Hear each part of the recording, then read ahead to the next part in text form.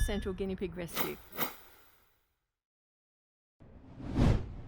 Hello Piggy Peeps, and I wanted to quickly jump on here to have a word with you about things that can be transferred from guinea pigs to you. So this is a safety issue which is really important, but this particular area of covering what you can catch and what we call a zoonotic from guinea pigs is something you really should tune into.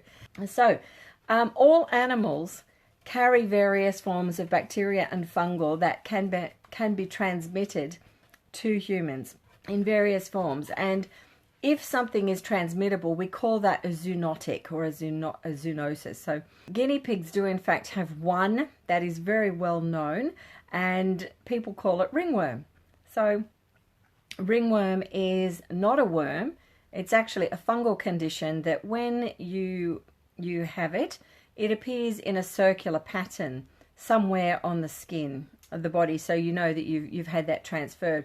So it is a fungal condition that's actually transferring, and it comes from handling guinea pigs that have, of course, fungal conditions themselves. And that's the first thing. An interesting tip about fungal and ringworm, not being a worm, of course, you may not actually know that tinea, that we do talk about, which is a condition between your toes, and you talk about fungal between toes, that's actually ringworm. It's exactly the same thing, but a far more acceptable name if you like.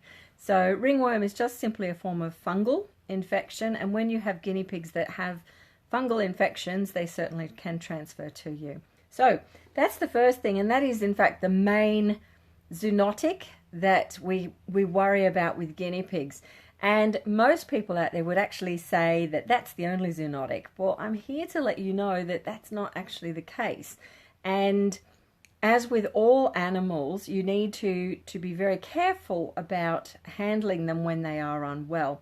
So the second one is actually, we'll look at it, it's not a zoonotic, but we talk about mites. So mites and mange, or mites and fungal, usually come together with guinea pigs that are unwell.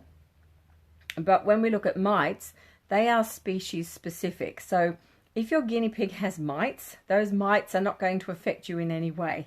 They simply will not transfer. So we don't need to worry about them affecting us as humans. One that we do need to be very careful about, and it's not very well known out there, but when you have animals that are significantly unwell with mite mange infestations, they have a secondary bacteria, different types in fact, can harbour within the skin area of the animal. It's very common.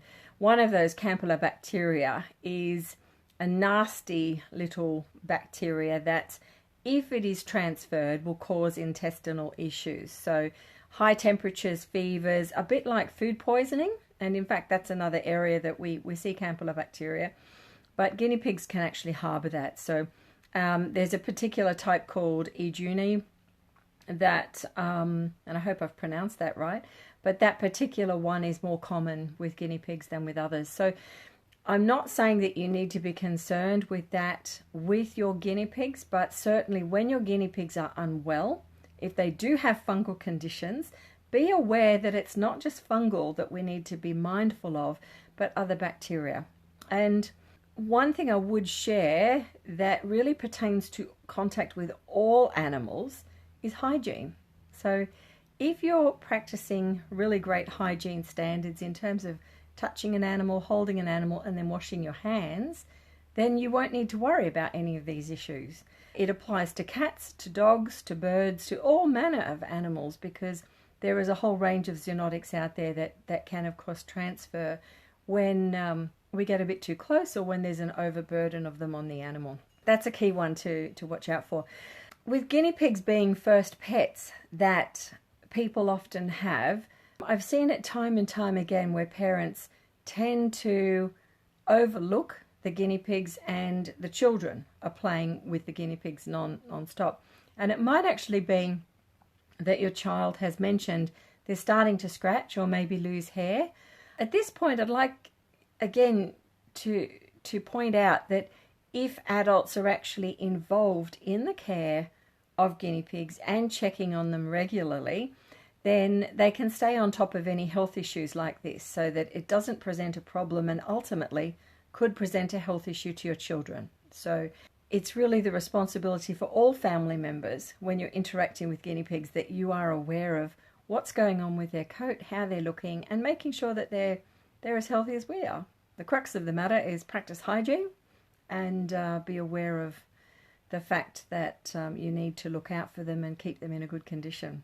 Yeah, the bacterial aspect is not something that's commonly spoken of, and it is really dangerous if you have an exposure to that. Certainly people who work with wildlife and with other animals are more aware of transference of things like that when animals are unwell, but the general public and population may not necessarily be aware of that. And it is in cases where the animals are in an extremely unwell condition. So any animal, be that a guinea pig, a dog, a cat, a bird, if it's unwell and you are in close proximity where you can breathe in, or you are touching the animal and then proceeding to eat something from your hands, you can transfer various forms of bacterial issues, or in fact fungal issues. So be mindful of that. And hopefully I've shared something with you. In terms of hygiene, it really is important when you're dealing with unwell animals specifically, and perhaps something that you didn't know so much about in terms of bacteria like Campylobacter juni and what can be an outcome there. So practicing hygiene and keeping your animals well will avoid all of it. So that's the best thing. Great to see everyone, and I will be back soon. Cheers. Bye now.